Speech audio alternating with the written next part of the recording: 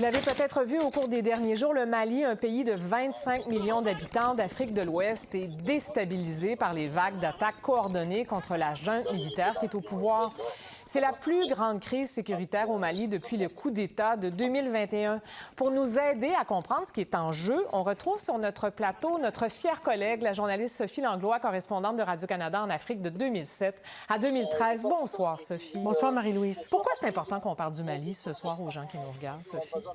Bien, je vous dirais que c'est une des grandes crises humanitaires au monde en ce moment. On en parle très peu. Et depuis une semaine, la reprise de ces violences fait craindre que cette insécurité qui a beaucoup meurtri déjà une région riche en ressources, mais les populations subissent des violences depuis une quinzaine d'années à cause de la présence de terroristes djihadistes, entre autres. Donc, une insécurité qui pourrait encore s'étendre.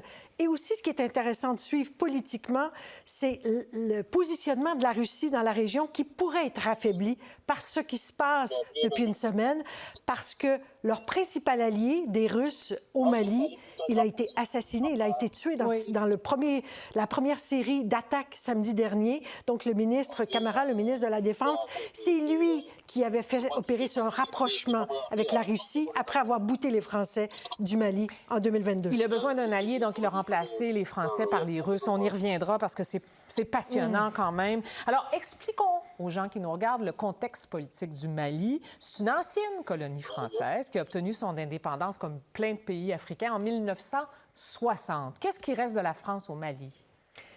Il en reste beaucoup, beaucoup d'amour et de haine, je vous dirais, de la part des Maliens envers leur ancienne puissance coloniale. Mais avant d'aller là, je vous dirais que j'aimerais vous parler du Mali de avant la colonisation. Ça faisait partie d'un grand empire puissant, très riche en or notamment, l'or qui est toujours convoité aujourd'hui encore par les Russes notamment, évidemment. C'était aussi un empire qui avait une classe d'érudits importante. On l'oublie, mais c'est à Tombouctou qu'est née une des premières universités au monde au 13e siècle. Quand même.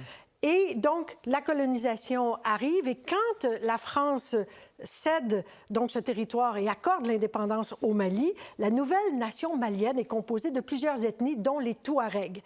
Et ce grand peuple berbère du désert se voit à ce moment-là, voit son territoire fractionné entre l'Algérie, la Libye, le Niger, le Burkina Faso et le Mali.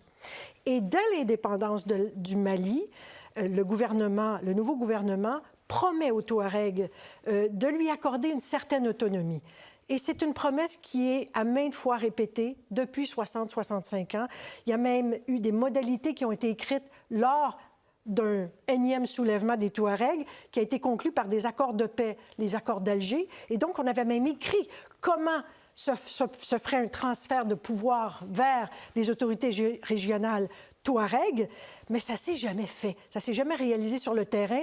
Et encore aujourd'hui, les Touaregs sont les parents pauvres des Maliens. C'est des régions... Bon, ils se disent négligés, voire abandonnés par le pouvoir central. Et c'est vrai que c'est une région qui est délaissée. Les pouvoirs publics, là, sont minimalistes.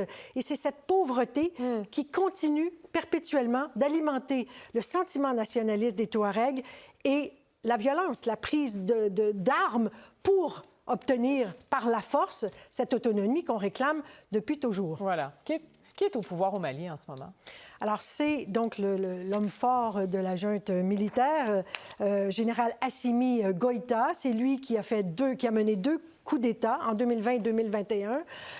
Il a en fait exploité le ras-le-bol de la population qui s'exprimait massivement dans les rues depuis plusieurs mois envers une occupation étrangère, c'est comme ça qu'on l'a qualifié à ce moment-là, parce que ça faisait quand même, à ce moment-là, 7 ans qu'il y avait presque 18 000 forces militaires étrangères, 5 000 Français et 12 à 13 000 casques bleus, qui étaient là pour mettre fin à ces violences et qui, les Français ont échoué lamentablement dans cette mission. Et ils sont partis en 21, d'ailleurs. Oui, en 2021. Donc, ras-le-bol de la population, l'armée arrive en sauveur, il dit...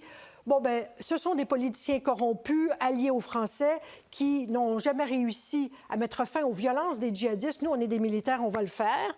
Et c'est comme ça qu'ils ont pris le pouvoir. Mais c'est un discours populiste, nationaliste, très anticolonial, anti-français, qui était populaire à ce moment-là.